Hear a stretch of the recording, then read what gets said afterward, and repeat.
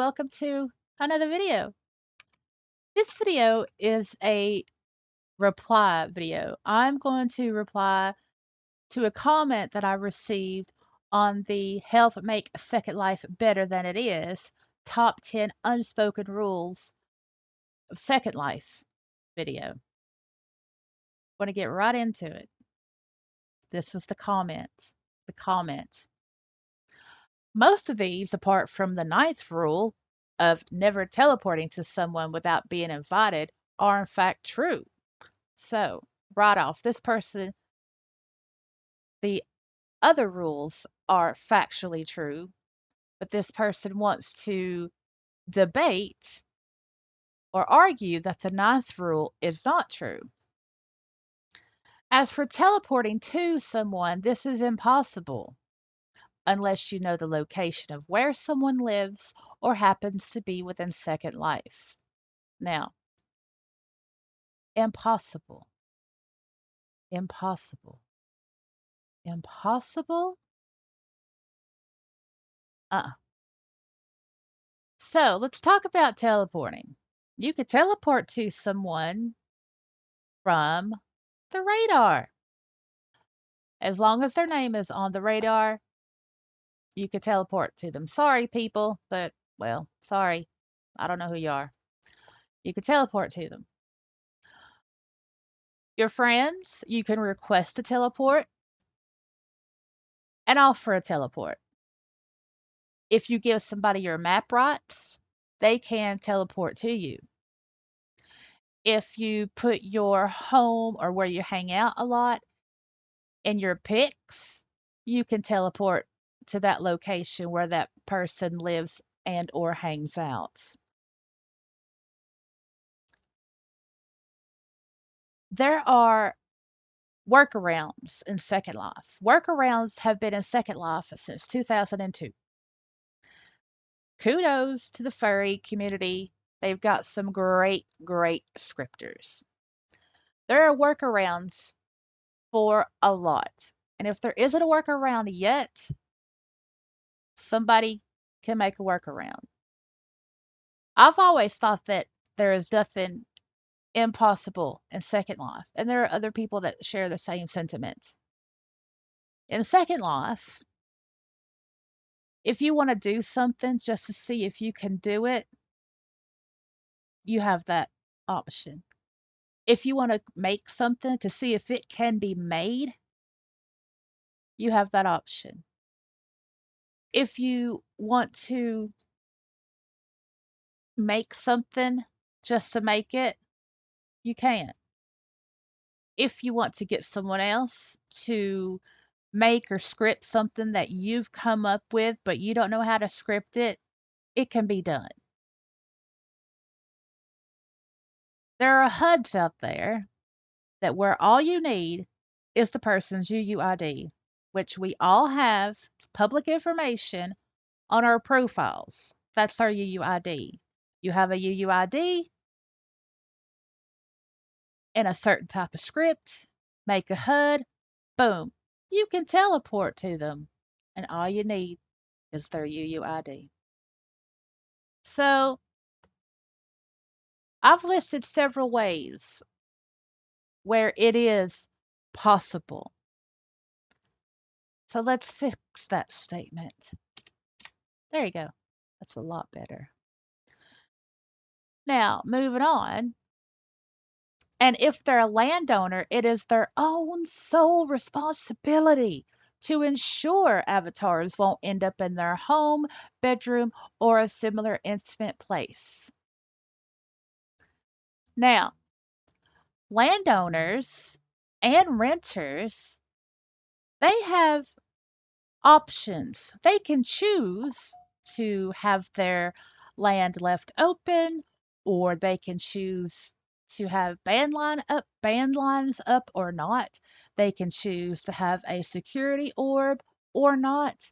I wouldn't say responsibility, it's their choice.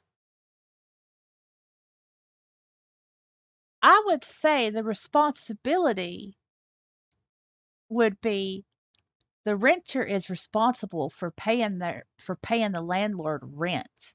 The landlord is responsible for paying Linden Lab tier. That's the responsibility. Everything else is a choice. Even if somebody complains about, ugh, somebody's in my house, regardless of how they got there. Well, if you didn't make the choice before, now this opportunity gave you a reason to make a choice to have a security orb in your house or your land or whatever.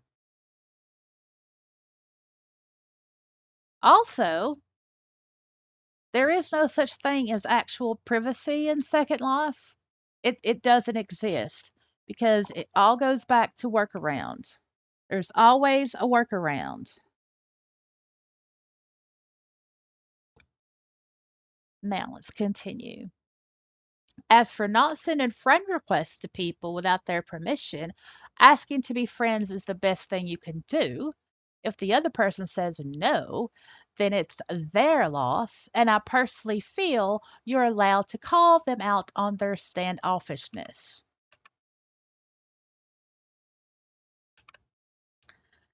So let's think about this for a moment. Okay, talking about for not for regarding the sending friend request instead of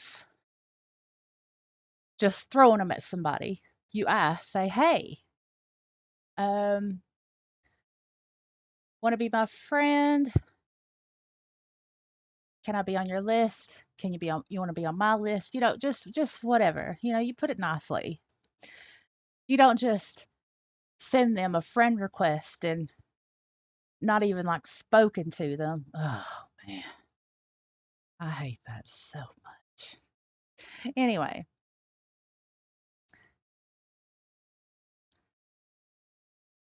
so it's not about without their permission. It's just about plain and simple manners, man. I mean, like in the physical world, if you were like at a shop or what have you, and you just tap some stranger on the shoulder and say, hey, we're friends now in Second Life. You're at a club or some other place, shopping event or bowling or a theme park or what have you, and just some random person just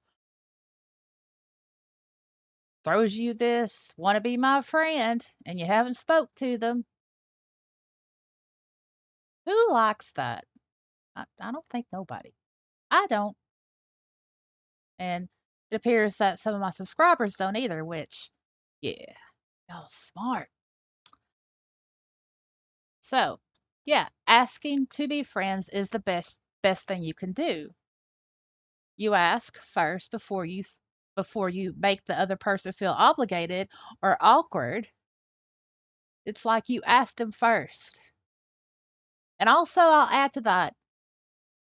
Please at least know the person or have been speaking with them for at least 30 minutes before you ask about putting them on your friends list. And the whole like, well, yeah, I've got to go. I've got to log off, but can I put you on my friends list so I can find you later? I hate that. That's what calling cards are for, people. Calling cards. That's all we had back in the day. People need to start using them again. Moving on. If the other person says no, then it's their loss. And I personally feel you're allowed to call them out on their standoffishness. Okay, this is a problem. So let's say that, I don't know, uh, Vampire Jones, like, we talked for a couple of minutes and he says, hey, I'd like to chat with you later. You want to be on my can I add you as a friend? And if I say, and I'll say no, very politely, no, I don't, just no, because you never have to explain yourself or justify your reasons to anybody, either in Second Life or in the physical world. But then you say no, right? And then if Vampire Jones, if he goes, how dare you say no to me? You're a effing biatch. You don't want to be my friend? Then I would say, yep, that was a good move on my part. I'm glad I said no. So don't do this, people. Don't do this. Don't do this. Okay, don't do this. It's not good. Don't do that. Don't do that. Mm-mm. No, no, no.